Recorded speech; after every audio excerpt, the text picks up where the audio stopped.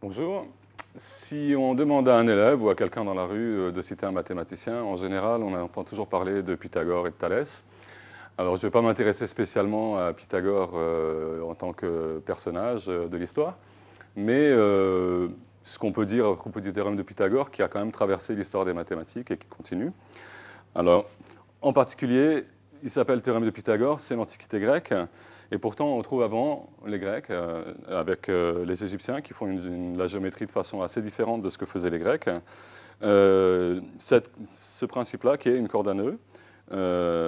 Ici, il y a 13 nœuds.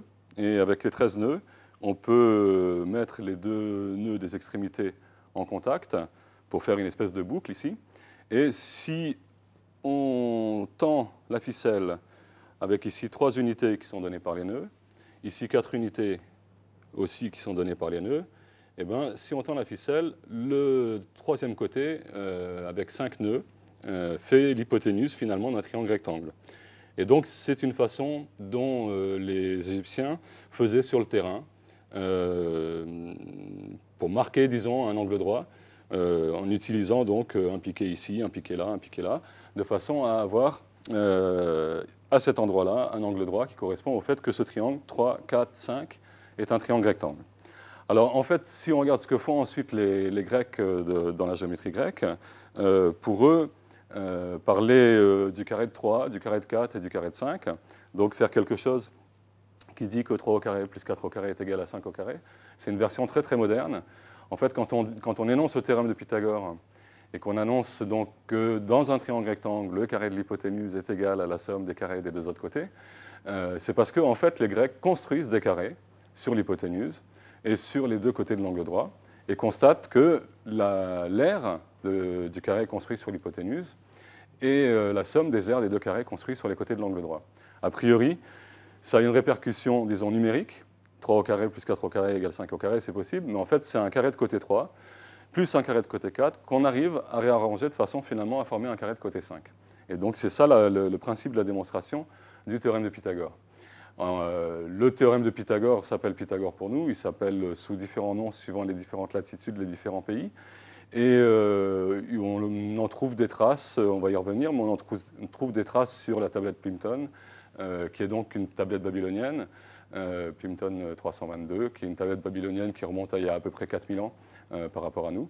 Donc c'est pareil, c'est bien avant la géométrie grecque et même avant les Égyptiens, quoi, disons.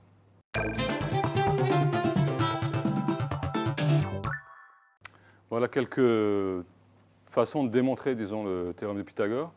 Ce sont des animations qu'on peut trouver sur le web du Palais de la Découverte, mais ce sont des animations qui ne donnent donc pas une démonstration, mais un schéma pour la démonstration. Il reste à rédiger la démonstration. Alors si on regarde ici, le triangle vert, disons, est entouré par 3 carrés. Il y a un carré qui est construit sur le petit côté de l'angle droit, un carré qui est construit sur le grand côté de l'angle droit, et un carré qui est construit sur l'hypoténuse. Et donc, on va faire des transformations géométriques pour transformer les deux carrés qui sont construits sur les côtés de l'angle droit sur le carré de l'hypoténuse. Donc, allons-y. Voilà. L'idée, c'est déjà de commencer par déformer le carré bleu et le carré jaune. On les déforme en parallélogramme, l'aire ne change pas. Donc, pour le moment, en bleu et en jaune, on a toujours la même aire qu'au début. On a fait la même chose, donc ça n'a toujours pas changé, sauf que maintenant, ce qu'on obtient, l'aire bleue et l'aire jaune, ce sont des aires de rectangle et qui, ensemble, forment le carré de l'hypoténuse. Donc, le principe de la démonstration, disons, c'est simplement de trouver un moyen de faire en sorte que l'aire d'un carré et de l'autre réussissent à faire l'aire du carré de l'hypoténuse. Alors, il y en a d'autres, par exemple celle-là. On déforme, hop, ça c'est une démonstration qu'on trouve dans Euclide.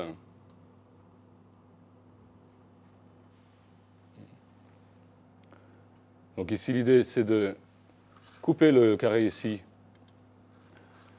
Le carré est fait avec deux moitiés qui sont des triangles rectangles.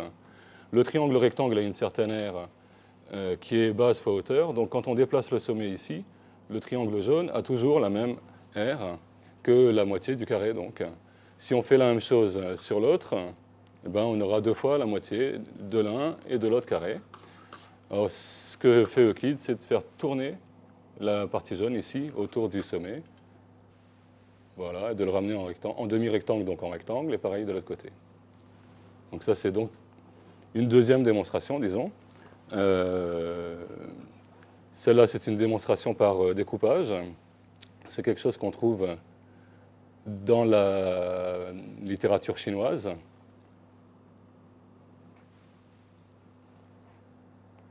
Donc si on regarde la façon dont s'y prend ce chinois, d'abord les 2 carrés qui sont sur le côté de l'angle droit vont être déplacés et finalement, quand on regarde ici, le carré bleu ici est venu se mettre par-dessus le triangle.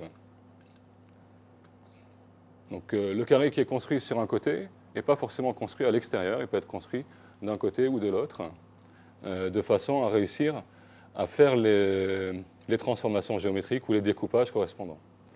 Donc ça, c'est encore une démonstration, disons. Alors maintenant, ça c'est une démonstration peut-être plus algébrique. L'idée, c'est qu'on a un grand carré, à l'intérieur duquel apparaît le carré de l'hypoténuse.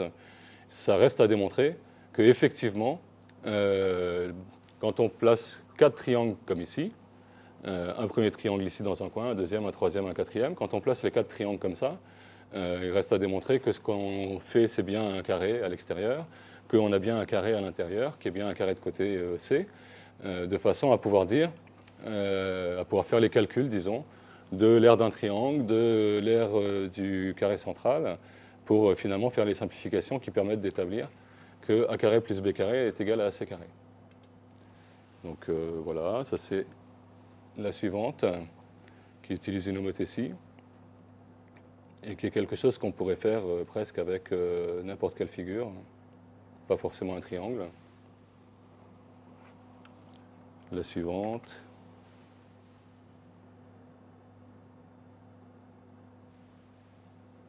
Là, c'est simplement par découpage. Quand on regarde le résultat, les 4 triangles ici se déplacent de façon à former un rectangle ici, un rectangle là, et à laisser de part et d'autre un petit carré et un grand carré.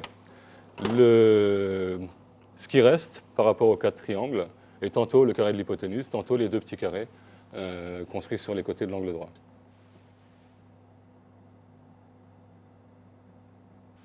Que ce soit avec des découpages, que ce soit avec des transformations géométriques, rotation, etc., de toute façon, ça nécessite de faire une démonstration pour s'assurer que le résultat est bon, quoi, disons. Ce qu'on appelle le théorème de Pythagore donc, traverse l'histoire sous différents noms, hein, d'ailleurs, et même avant les Grecs de l'Antiquité, puisque, par exemple, ça, c'est ce qu'on appelle la tablette Plinton 322, qui date de presque 4000 ans avant nous, et qui contient, donc c'est une tablette babylonienne, qui contient un certain nombre de choses qu'on a mis un certain temps à décoder. Disons ici il y a des angles, et ici il y a des nombres entiers. Et en fait, quand on regarde ce dont il s'agit, c'est un petit peu comme les Égyptiens qui avaient un triangle rectangle avec 3, 4, 5. 3 à 4 sur les côtés de l'angle droit et 5 sur l'hypoténuse. Et bien là, on a un certain nombre de ce qu'on appelle des triplés pythagoriciens, c'est-à-dire des nombres entiers qui mesurent en même temps l'un l'hypoténuse et les 2 autres les côtés de l'angle droit pour le même triangle rectangle. Donc la question, c'est de trouver 3 nombres, et il y a un certain nombre de solutions dans cette tablette, 3 nombres qui mesurent les côtés d'un triangle rectangle et qui en plus sont des nombres entiers tous les 3 en même temps. Alors, une façon de voir un petit peu comment on peut attraper ce genre de choses et ne pas rester seulement tout le temps au niveau de 3, 4, 5, d'avoir tout le temps le même triangle 3, 4, 5, 3 au carré plus 4 au carré égale 5 au carré, 9 plus 16 égale 25. On peut utiliser ici des petites perles pour marquer les carrés. Ici, j'utilise une perle, j'ai juste un carré de côté 1, donc ça fait 1 au carré, c'est 1. Maintenant, si j'en rajoute ici autour, presque autour, je me retrouve avec ici 3 perles de plus et finalement un carré de côté 2. Donc ça veut dire que le carré de côté 2, 4, c'est le carré de côté 1, plus les 3 perles que je viens d'ajouter. Alors si je continue, Jusque-là, ce n'est pas très, très intéressant. Mais si je continue, ici, j'en rajoute 1, 2, 3, 4, 5. Et puis le carré de côté 2, qui valait 4, donc, maintenant, avec les 5 en plus, devient un carré de côté 3 et ça vaut 9. Donc 2 au carré, plus 5, ça vaut 9. Si je continue, je vais le faire comme ça. Je vais en rajouter 5 à nouveau.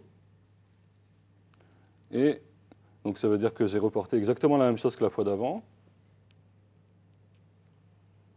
Et il m'en manque clairement 2, une ici et une là, pour réussir à faire le carré de côté 4. Et ça veut dire que ici, je peux dire que 16, c'est 9, plus les 7 qui sont là. Les 7, ils proviennent des 5 précédents, plus les 2.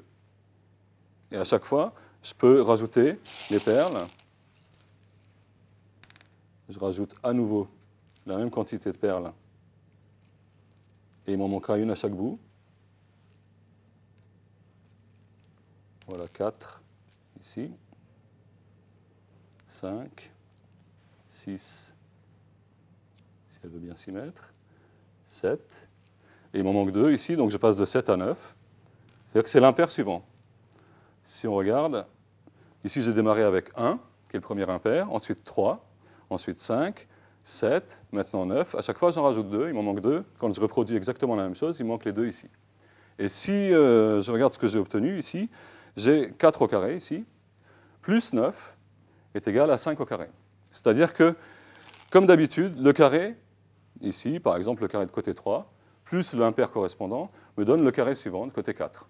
Mais là, l'impair suivant, c'est un carré lui-même. C'est-à-dire que 9, c'est déjà le carré de 3. Donc, le 4 au carré qui est ici, qui devient 5 au carré, il le devient avec un impair qui est un carré lui-même. Et ça arrive de temps en temps. 1, 3, 5, 7, 9. La prochaine fois, je vais ajouter 11, ce n'est pas un carré. La fois d'après, je vais ajouter 13, ce n'est pas un carré. La fois d'après, je vais ajouter 15, 17, 19, 21, 23, 25, c'est un carré. Ben, c'est bon, ça veut dire que cette fois-là, j'aurai un carré plus un impair qui est lui-même un carré, qui va me donner finalement un nouveau carré, qui est le carré suivant de celui que j'avais déjà fabriqué. Donc j'ai une façon comme ça, à partir de là, d'obtenir des triplés pythagoriciens, et en grande quantité, puisque des impairs qui sont des carrés, il y en a beaucoup. Il y a 1 au carré, il y a 3 au carré, 5 au carré, 7 au carré, 9 au carré, tous les impairs élevés au carré, ça me donne à nouveau des impairs. Donc il y a un moment où ils vont apparaître dans cette façon de former les carrés les uns derrière les autres. Il y a un moment où ces impairs-là vont apparaître, et donc régulièrement j'aurai une nouvelle formule pour un nouveau triplet pythagoricien, disons. Pas seulement 3, 4, 5, mais les suivants aussi. Alors est-ce qu'on les obtient tous? Non, mais on en obtient quand même un certain nombre, et même carrément une infinité. Un petit peu comme dans la tablette babylonienne, on en a quelques-uns, ben là carrément on en a une infinité. On ne les a pas tous, mais on en a une infinité. Alors en fait cette histoire de perles, c'est quelque chose qui est relativement simple. Hein. Si on regarde le grand carré par rapport au petit carré précédent, on peut dire qu'on est passé de n à n plus 1. Et quand on calcule n plus 1 au carré, c'est tout bêtement n carré plus, ben, on développe, comme on a l'habitude de faire, 2n plus 1 qui est lui-même un nombre impair. Donc il n'y a pas de problème. La technique ici correspond simplement, il y a une traduction simplement de cette chose-là, cette égalité-là, à partir de n égale 1, n égale 2, n égale 3, etc. Alors maintenant, c'est clair qu'ici apparaît un carré et un deuxième carré, et qu'ici on voudrait que ce soit un carré. Le plus simple, c'est de dire que c'est le carré d'un nombre impair. Donc je redémarre avec 2n plus 1 au carré, ça c'est le carré d'un nombre impair. Cette chose-là, si je regarde ce que c'est, si je développe de la même façon, je vais avoir 4n carré plus 4n plus 1. Donc ça me fait bien un nombre impair, c'est 2 fois 2n carré plus 2n plus 1. Ça c'est un nombre impair. Si on regarde l'impair qui intervenait ici, ben, c'était l'impair, il était sous la forme 2 fois n plus 1, et ça faisait apparaître n et n plus 1 au carré. Donc ici, il est sous la forme 2 fois cette chose-là plus 1. Donc ça veut dire que le 2n plus 1 au carré, il apparaîtrait dans le développement de 2n carré plus 2n plus 1 au carré. Ça, c'est 2n carré plus 2n au carré plus lui.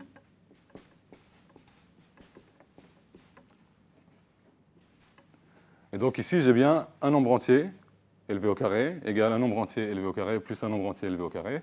Donc je peux l'interpréter. Ici, j'ai une longueur d'hypoténuse. Ici, j'ai une longueur d'un côté de l'angle droit. Et ici, une longueur d'un autre côté de l'angle droit. Et je vais récupérer, suivant les valeurs de n, toute une ribambelle, une infinité de nombres de triplets pythagoriciens qui donnent donc des triangles du style 3, 4, 5, mais un petit peu plus originaux que 3, 4, 5 qui traînent un peu partout depuis l'Antiquité égyptienne, quoi, disons. Alors, on va voir une application un peu curieuse du théorème de Pythagore. Je démarre avec un côté qui a une longueur que j'appelle 1. Je décide que c'est l'unité de longueur. Et je construis donc un triangle rectangle en rajoutant perpendiculairement ici un côté qui est à nouveau de longueur 1. Alors maintenant, j'ai deux côtés de l'angle droit. Je relie ici et je récupère l'hypoténuse. Bon, celui-là, tout le monde le connaît. Côté 1, 1 au carré plus 1 au carré, ça fait 2. Donc l'hypoténuse fait racine de 2. Alors maintenant, sur ce côté-là, je recommence la même chose. C'est-à-dire, je rajoute, en partant perpendiculairement, une longueur de 1 ici. Et donc, je récupère un triangle qui a deux côtés de l'angle droit qui sont l'un racine de 2, l'autre 1. Et donc, une hypoténuse ici. Donc, je peux calculer la longueur. Racine de 2 au carré, ça fait 2. 1 au carré, ça fait 1. 2 plus 1, ça fait 3. Donc, ici, le carré, c'est 3. Donc, le nombre lui-même, la longueur elle-même, c'est racine de 3. Et je recommence. Je pars perpendiculairement. Je mets une longueur de 1 ici. Racine de 3 au carré plus 1 au carré, ça fait 3 plus 1, ça fait 4. Donc je récupère ici une longueur d'hypoténuse qui est racine de 4. Tout le monde sait que c'est sensiblement 2. Mais ce qui m'intéresse, c'est que en fait, le 1 qui était ici, j'aurais pu l'appeler racine de 1. Ici, j'ai racine de 1, racine de 2, racine de 3, racine de 4. La prochaine fois que je vais recommencer la manip, en partant perpendiculairement, en rajoutant une longueur de 1, je vais récupérer un triangle rectangle, dont un côté a pour longueur racine de 4, l'autre côté a pour longueur 1. Racine de 4 au carré, ça fait 4, plus 1, ça fait 5, et donc je récupère ici comme hypoténuse racine de 5. La prochaine fois, ce sera racine de 6, la fois d'après, racine de 7, racine de 8, etc. C'est-à-dire que je récupère une espèce de dessin ici en spirale. Donc on appelle ça l'escargot de Pythagore pour signifier le fait qu'il y a cette spirale. Et l'escargot de Pythagore, c'est essentiellement les longueurs de toutes les racines carrées des nombres entiers à partir de 1, racine de 1, racine de 2, racine de 3, racine de 4, racine de 5, etc. De temps en temps, ça tombe sur un entier, effectivement. Et en général, c'est des irrationnels. Alors maintenant, ce qu'on peut faire qui est un peu curieux, c'est, je ne vais pas le faire parce que je ne vais pas faire un dessin assez précis, mais disons que l'idée, c'est, je dessine ici un cercle centré en ce point-là. Alors comme il a pour rayon 1, son aire, on sait que c'est pi fois r au carré, donc pi fois 1 au carré, donc pi. Donc l'aire de ce disque ici, le premier disque qui est ici, c'est pi. Maintenant, si je fais la même chose, un cercle qui passe par ce point-là, ici, toujours centré en ce point, il passe ici, donc il est de rayon racine de 2. Son aire, c'est pi r au carré, donc pi fois racine de 2 au carré, donc pi fois 2. 2pi, ça veut dire que, ok, il est de surface d'air de pi, mais c'est pi en plus que le premier cercle, que le premier disque. Donc la largeur de la bande ici, la couronne qui est entre les deux disques, fait pi comme r. Alors je recommence, je viens ici, je dessine un cercle, bon je ne le fais pas, mais je dessine un cercle ici centré toujours au même endroit et qui passe ici, il a pour rayon racine de 3, et son r, ça va être pi fois racine de 3 au carré, donc 3 fois pi, à nouveau pi en plus du disque précédent. Et donc on va avoir comme ça, au fur et à mesure, des couronnes qui sont de plus en plus fines en fait, parce qu'elles sont de plus en plus longues, mais j'ai des couronnes qui se mettent les unes à côté des autres et qui vont être toutes d'air pi. Donc c'est quand même assez curieux, dans un truc qui est juste le théorème de Pythagore décliné un certain nombre de fois, qu'on réussisse à trouver le nombre pi et puis une telle profusion de fois le nombre pi. C'est le nombre pi qui apparaît de façon bizarre ici. En fait, on va voir que pour le calcul du volume de la boule, c'est plutôt le contraire. On s'attend bien à trouver le nombre pi qui intervienne dans le volume de la boule. Et en fait, c'est le théorème de Pythagore qui arrive, quoi.